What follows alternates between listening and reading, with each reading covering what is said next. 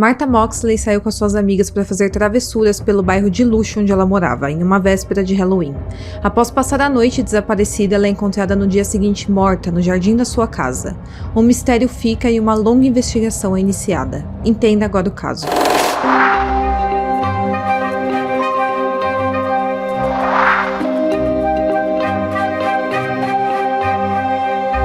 Bem-vindos ao canal e hoje mais uma vez vamos abrir a caixa de Pandora. E estamos em clima de Halloween por aqui, como dá pra perceber pelo cenário. E eu preparei uma semana especial de Halloween aqui pro canal pra vocês. E ao longo dessa semana inteira a gente vai ter vídeo longo no canal todos os dias. Então a gente vai ter 8 casos longos nessa semana, de segunda a segunda. Então já se inscreve aqui no meu canal e deixa um like no meu vídeo pra você não perder nenhum vídeo que a gente vai postar nessa semana. E eu preparei essa semana com muito carinho pra vocês. Eu espero muito que vocês gostem. Não se esqueça de se inscrever aqui para me apoiar nesse canal. Fiquem comigo até o final do vídeo e bora pro caso de hoje.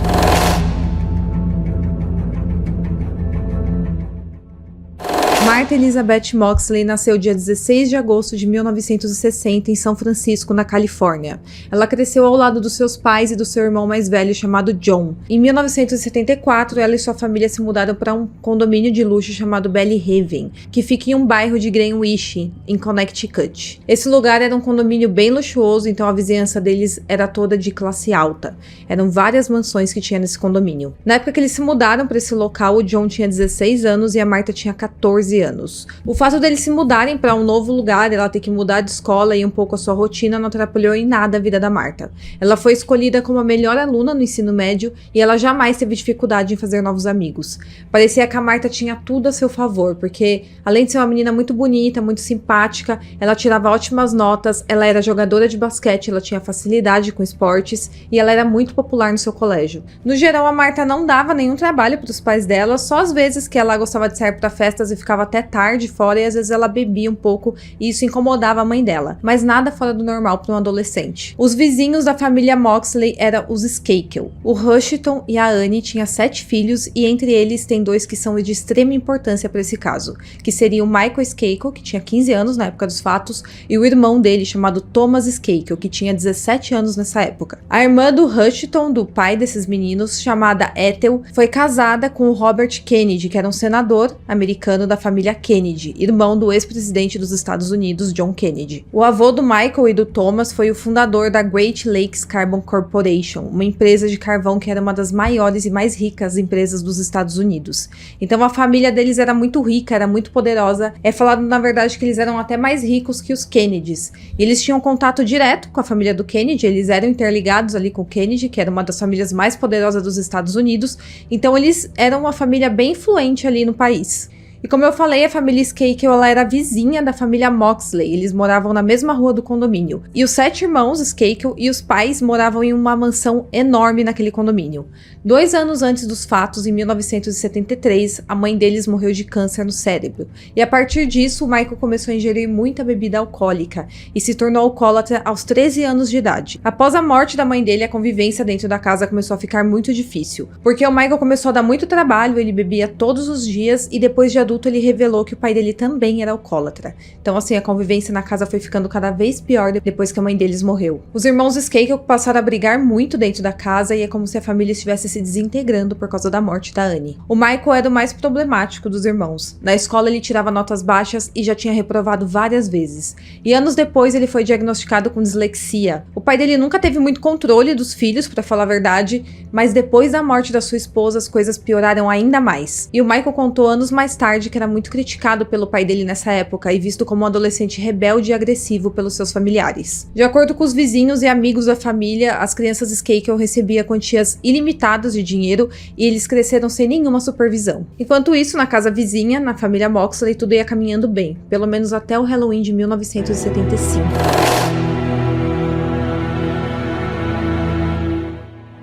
Na noite de 30 de outubro de 1975, véspera de Halloween, a Martha, com 15 anos de idade nessa época, saiu com algumas amigas para participar da noite de travessuras. Era uma noite onde os adolescentes saíam pelo bairro fazendo algumas travessuras pelo condomínio, como por exemplo jogar papel higiênico no jardim das casas, ovo nas casas, e eles saíam tocando campainha, fazendo algumas brincadeiras. Ela saiu da casa dela às 7 horas da noite, levando uma caixa de ovos e creme de barbear, para encontrar com duas amigas, a Ellen e a Jack. Enquanto isso, isso, na casa dos Skakel, o Thomas e o Michael estavam dando uma festa com música alta e muita bebida. O pai deles estava fora da cidade, então eles aproveitaram para dar essa festa. E aí, enquanto elas estavam nessa festa, por volta das 9 horas da noite, ela entrou em um carro com o Michael e com as suas duas amigas. Eles ficaram dentro desse carro que estava estacionado na frente da casa ouvindo música.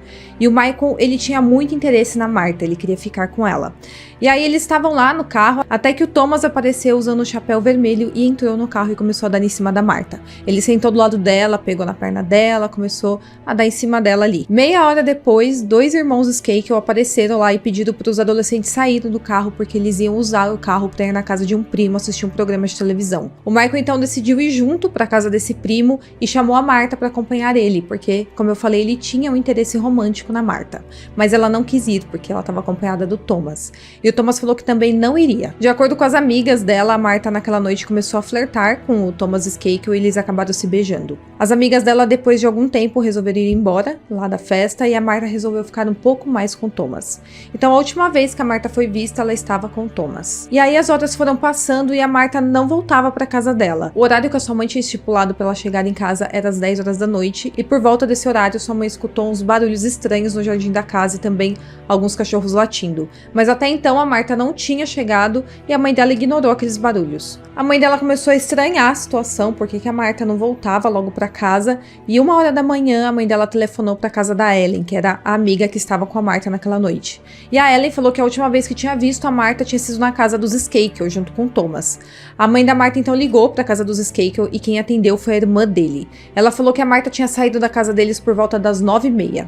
Como a casa era na mesma rua, era 200 metros de distância, então já era para Martha ter chegado em casa há muito tempo. A mãe dela nessa altura obviamente ficou muito preocupada porque todo mundo que estava na festa já estava em casa naquela altura, menos a Martha.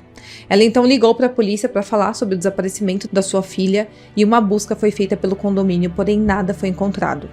No dia seguinte, ainda sem notícias da Martha, a Dorothy, a mãe dela, estava arrasada em casa. E alguns amigos da Martha começaram a ir até lá para conversar com ela, para tentar consolar ela, deixá-la mais calma. E aí, pouco tempo depois do meio-dia, uma amiga da Martha, Sheila, estava andando por perto da casa dos Moxley quando fez uma descoberta terrível. Ela encontrou o corpo da Martha deitado de bruços embaixo de um pinheiro no jardim da casa dos Moxley. Suas roupas estavam manchadas de sangue e seus jeans e roupas íntimas estavam puxados até os tornozelos. Diante daquela descoberta terrível, a mãe da Martha foi avisada e logo a polícia também.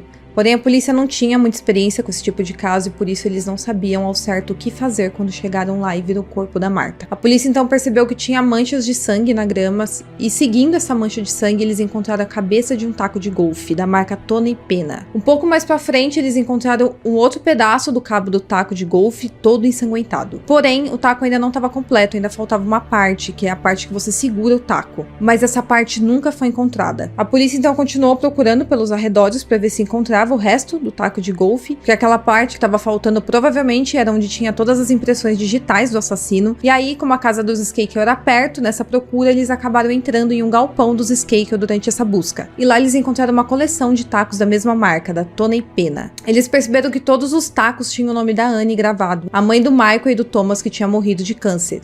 Então era uma coleção completa de tacos de golfe. E a coleção era toda numerada, cada taco tinha o seu número, e nessa coleção faltava um taco de golfe.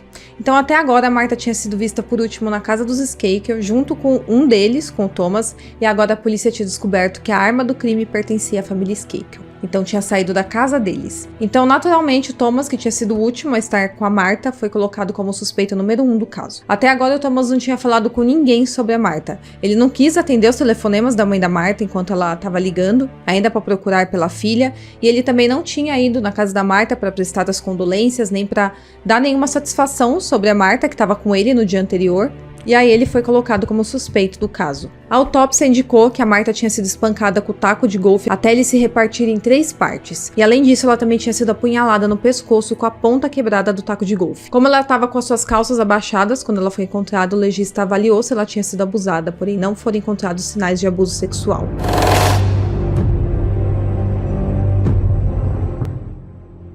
Thomas Skakel foi a última pessoa vista com a Martha na noite do assassinato, então ele se tornou o principal suspeito do caso. E aí seu pai, sabendo de tudo isso, voltou imediatamente da viagem que ele estava fazendo e proibiu que a polícia tivesse acesso à casa da família, à escola onde os filhos estudavam e também aos registros de saúde mental do Thomas. E como eu falei, eles eram uma família super rica, super poderosa e influente, então o pai dele conseguiu proibir com facilidade que toda a família fosse investigada.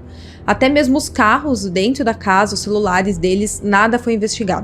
Então, se tivesse qualquer rastro da Martha dentro da casa ou nos carros do Skakel, a polícia jamais descobriu porque jamais investigou esses lugares. Quando Thomas foi questionado pela polícia, ele disse que viu a Martha pela última vez por volta das 9h30 da noite em frente à sua casa quando ela se despediu dele e foi embora. Ele contou que depois de se despedir da Martha, ele entrou na casa dele para assistir The French Connection, que é um programa de televisão lá dos Estados Unidos. Então ele falou que ele entrou na casa dele e foi assistir esse programa junto com o Kenneth. O Kenneth tinha sido contratado como um tutor ali para tomar conta dos meninos enquanto o pai dele estava viajando. Depois ele disse que foi para o seu quarto para trabalhar em uma redação da escola sobre o Abraham Lincoln. A polícia então entrou em contato com os professores da escola para saber se de fato ele tinha esse trabalho para entregar. No entanto, os professores negaram ter dado essa tarefa para ele. Sendo assim, aparentemente o Thomas estava mentindo e por isso ele acabou sendo submetido a um teste de detector de mentiras. Ele fez 2 testes e o primeiro deu inconclusivo e o segundo ele passou sem nenhum apontamento. Então nenhuma acusação foi feita contra ele. Já o Michael, o irmão mais novo do Thomas, foi interrogado e ele falou que a última vez que ele tinha visto a Martha tinha sido antes dele ir com os outros irmãos dele para a casa de um primo. Ele contou que foi para a casa desse primo, que ficava a 20 minutos da casa dele, e depois voltou às 11 horas da noite e foi dormir. Algum tempo depois, o investigador responsável pelo caso concluiu que a Martha tinha morrido por volta das 10 horas da noite do dia 30 de outubro, uma noite antes dela ser encontrada. Porém, uma coisa esquisita desse caso é que essa conclusão não foi baseada em nenhuma evidência forense, e sim com base no depoimento da mãe da Martha, que falou ter escutado alguém no jardim da sua casa por volta desse horário, no dia do assassinato da filha dela. Então esse ficou sendo o horário oficial que a Martha tinha sido morta, de acordo com o detetive do caso. Porém, não havia evidências científicas de que, de fato, isso era verdade. E como o Michael tinha um álibi de que estava na casa do primo dele e o Thomas tinha um álibi de que estava assistindo TV com seu tutor no momento do assassinato, que o detetive falou que tinha sido às 10 horas, a investigação começou a ficar um pouco complicada, porque não tinha muito o que investigar, já que os Skakel conseguiram proibir que a investigação ocorresse na casa deles e também não tinha nenhuma testemunha ocular do crime. Além disso, a arma do crime estava faltando uma parte, onde provavelmente tinha as impressões digitais do assassino, então a investigação começou a ficar um pouco enrolada. E aí o Kenneth, que tinha 23 anos nessa época, que era o tutor que começou a trabalhar com a família Skakel naquela noite, passou a ser um dos principais suspeitos do caso, porque ele estava na casa dos Skakel naquela noite e ele também era um pouco mais velho, então ele foi colocado como suspeito. Ele foi questionado o que ele fez naquela fatídica noite. O Kenneth falou que tinha ficado no quarto assistindo TV enquanto a festa acontecia, e aí perguntaram pra ele se em algum momento daquela noite o Thomas foi assistir TV junto com ele, e ele disse que não, que ficou o tempo todo sozinho e os meninos ficaram na festa. Então, novamente, o Thomas aparentemente estava mentindo.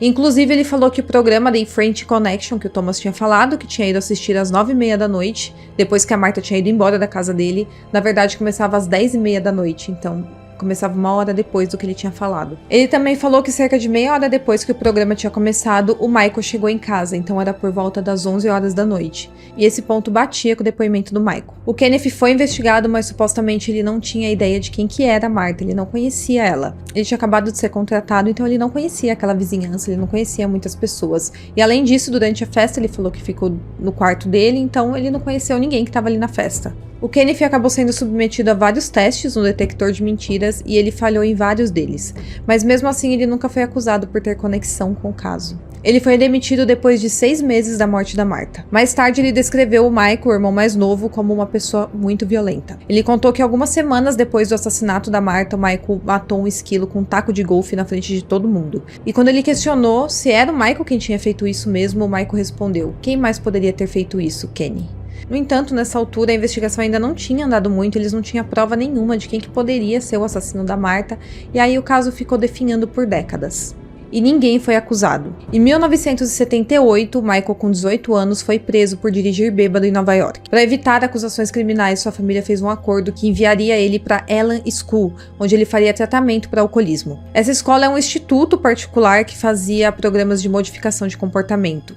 e fica em Polônia, uma cidade dos Estados Unidos. E foi para lá que ele foi enviado, onde ele ficou 2 anos. Ele fugiu dessa escola 2 vezes enquanto esteve por lá e ele relatou que aquilo parecia mais um campo de concentração infantil. Ele falou que lá ele apanhou e foi humilhado. Durante a década de 1980, ele foi internado várias vezes em programas de reabilitação de drogas, antes de finalmente ficar sóbrio aos 20 anos de idade. Em 1988, o pai da Martha acabou falecendo em decorrência de um ataque cardíaco. Enquanto isso, o caso da Martha foi arquivado e permaneceu até os anos 90, sim. E aí o pai dos Skakel, o Rushton, decidiu contratar uma agência de detetives particulares chamada Sutton Associates, para tentar elucidar o caso. 15 anos depois do crime, durante essa investigação particular, eles perceberam que tanto o Thomas quanto o Michael Skakel mudaram significativamente seus álibis na noite do assassinato da Martha. O Michael, que no seu primeiro depoimento tinha falado que chegou em casa às 11 horas da noite e foi dormir, depois mudou sua versão dizendo que entre as 11h30 e meia-noite e meia ele foi até a casa da Martha e ficou chamando ela no jardim da casa dela, e que ninguém atendeu. Ele falou que ele depois subiu em uma árvore para tentar bisbilhotar a casa e ficou se acariciando ali, e espiando a casa da Martha. Depois disso ele falou que escutou um barulho no jardim, mas que estava muito escuro e ele não viu quem era, então ele voltou para a casa dele e foi dormir. Já o Thomas, no seu primeiro depoimento, tinha falado que às 9h30 ele deu tchau para Martha e ela foi embora na casa dele, e nessa nova versão ele conta que ele ficou com a Martha até as 9h50, 20 minutos a mais, e que eles iniciaram uma relação sexual naquela noite antes dela ir embora.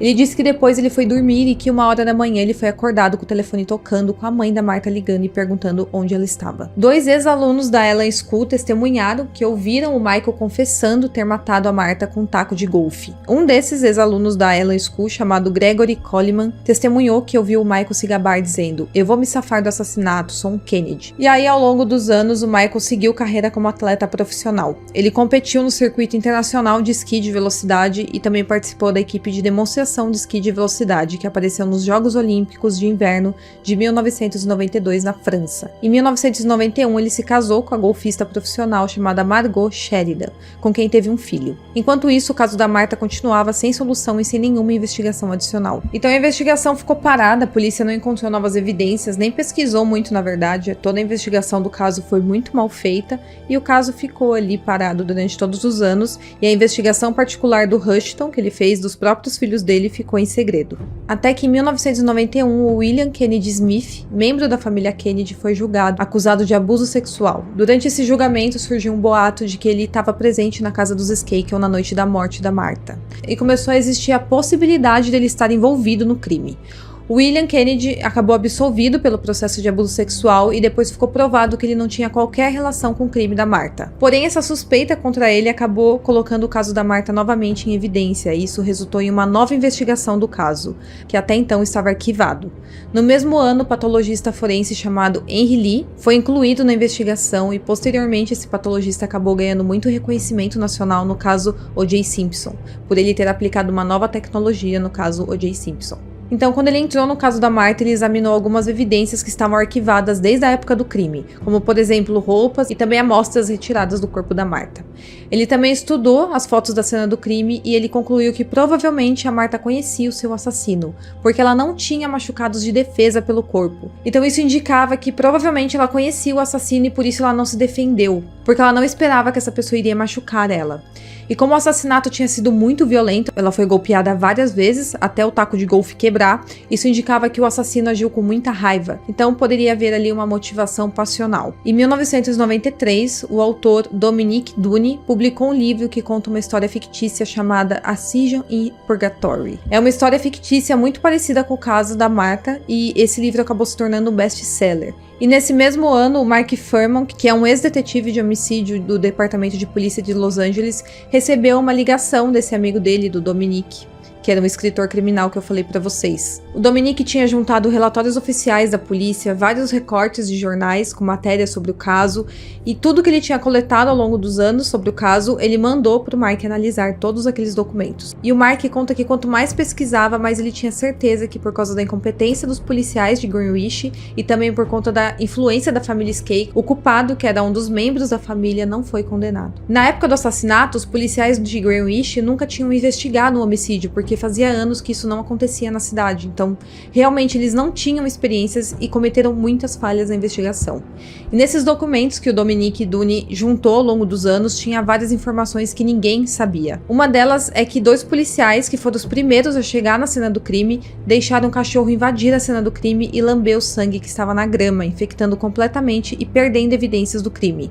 Além disso, outras 12 pessoas que estavam na casa da família Moxley prestando condolências à família da Martha também andaram pela cena do crime, que não foi isolada em momento nenhum. Esses 2 policiais, que foram os primeiros a chegar ali na cena do crime, depois que a Martha foi encontrada, arrastaram o corpo da Martha, tirando do local onde ela tinha sido encontrada. Então a cena do crime, obviamente, ficou completamente danificada e isso acabou atrapalhando ainda mais na investigação. E eu sempre falo nos casos como que é importante, quando um crime acontece, isolar imediatamente a cena do crime para preservar todas as evidências possíveis ali. E isso não foi feito no caso da Martha. Então, tirando todos esses erros primários da polícia, o Mike começou a tentar entender tudo o que tinha acontecido na noite do assassinato da Martha. Nos documentos dizia que tinham respingos de sangue perto da garagem da casa da Martha.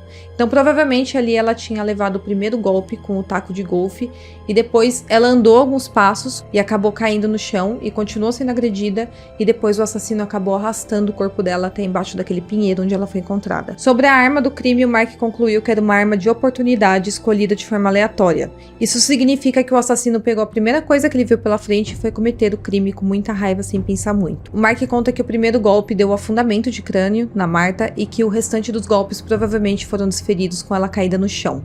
Ele conta que o último golpe na garganta, que foi feito com um objeto pontiagudo, tinha sido feito para garantir que ela estava morta. Ele também falou que o corpo dela foi arrastado para debaixo daquela árvore onde ela foi encontrada, no jardim da casa dela. E de acordo com o que o Mark analisou e traçou sobre o perfil do assassino, só batia com 2 pessoas, com o Michael e com o Thomas Skakel. Porque o Mark dizia que o assassino provavelmente conhecia a Martha e agiu sob efeito de muita raiva. Além disso, o assassino usou uma arma pouco provável de ser utilizada no assassinato, que era um taco de golfe, e aparentemente ele conhecia o condomínio, e por isso o assassino deixou o corpo da Martha posicionado embaixo daquela árvore. E foi analisado que naquela noite ninguém de desconhecido tinha entrado ali no condomínio, então as únicas pessoas que se encaixavam nesse perfil era o Michael e o Thomas. Porém, como eu falei, o Michael e o Thomas nunca foram investigados pelo crime. Eles apenas foram interrogados e logo em seguida eles foram liberados. As roupas que eles usaram na noite do crime não foram investigadas, a casa deles também não. Fora que toda a investigação foi feita com base no horário em que o detetive inicial do caso estipulou para a morte dela, para aquele horário das 10 horas. E isso foi uma das coisas que fez a investigação não sair do lugar, porque inicialmente, os irmãos Skakel deram um álibi para aquele horário, então eles logo foram retirados como suspeitos do caso. E aí a polícia não encontrou nenhum outro suspeito, não tinha testemunha ocular, e aí o caso ficou parado por anos. E aí, em meio a essa investigação do Mark, o Dominique conseguiu o relatório da investigação particular que a Sutton Associates fez a pedido do Rushton, o pai dos irmãos Skakel. Aquela investigação que eu falei pra vocês que os irmãos Skakel mudaram os álibis deles do dia do crime, e que nunca tinha vindo a público. De alguma forma, o Dominique conseguiu esse relatório de 89 páginas que tinha sido feito em 1995, 4 anos após o crime. Quando o Dominique conseguiu esse documento, ele mandou imediatamente para o Mark. E lá nesse relatório tinha avaliações psicológicas dos irmãos Skakel e também entrevistas com testemunhas. E na verdade, essa investigação já era uma tese de defesa para os irmãos Skakel.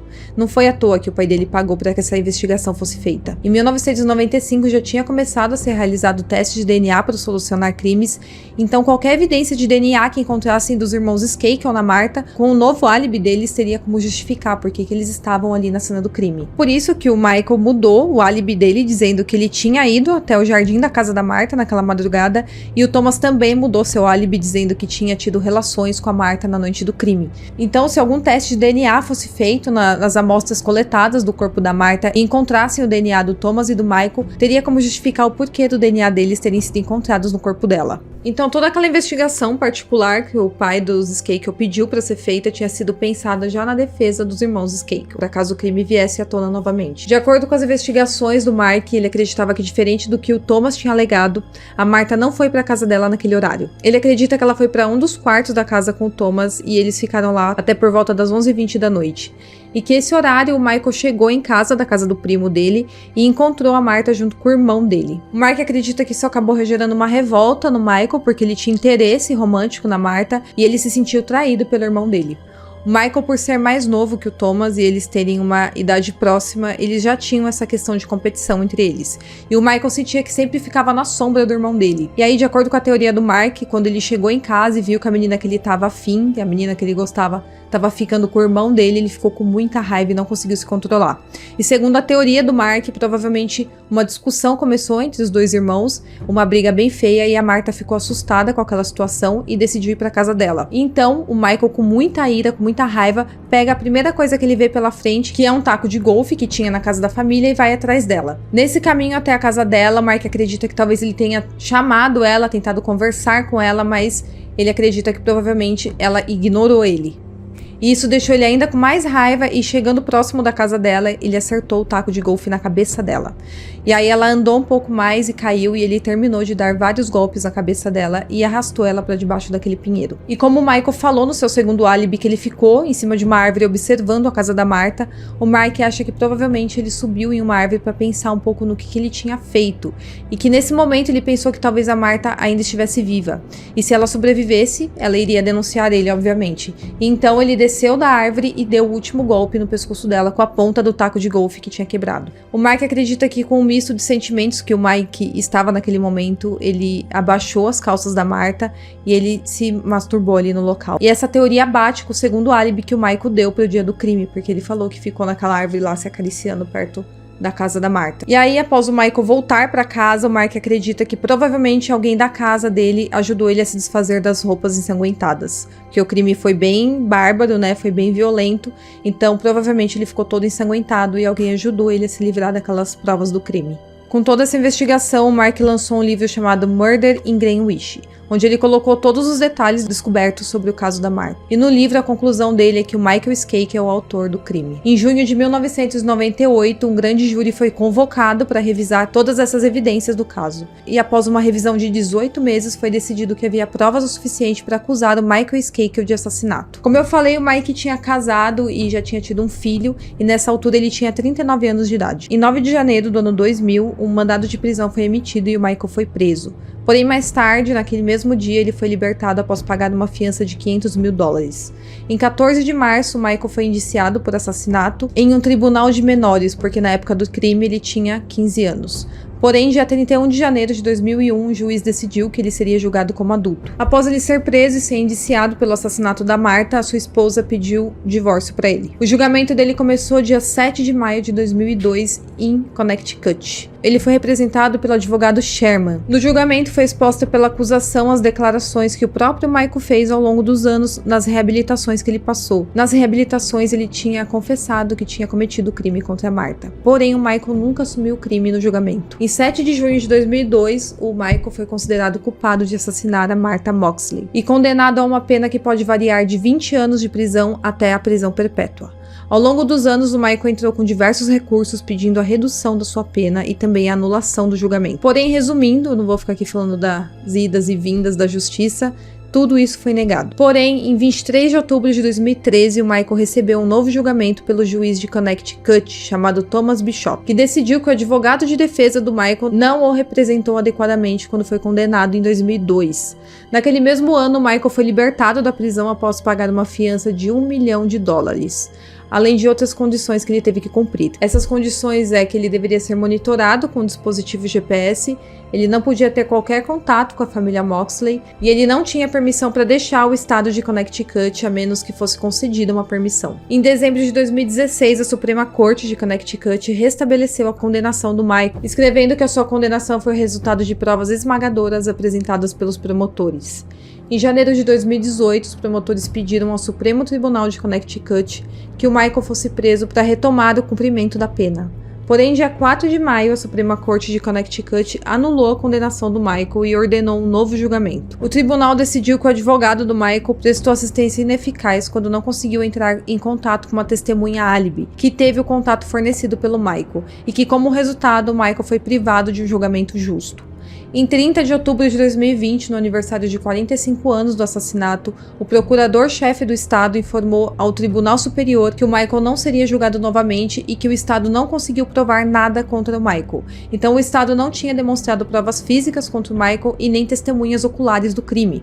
Com isso, todas as acusações foram retiradas e o caso foi arquivado sem solução. Então até hoje o caso da Martha não foi solucionado, apesar de ter muita gente que acredita que foi o Michael que cometeu esse crime. Hoje em dia ele está solto, sem nenhuma acusação pelo crime. E agora eu quero saber o que você achou desse caso. Você acha que foi o Michael, ou foi o Thomas, ou foi algum terceiro que entrou lá no condomínio e fez isso com ela? Deixa aqui nos comentários, eu quero saber a sua opinião. Fala o que você achou da nova decoração do cenário, eu espero muito que vocês tenham gostado e até o próximo caso.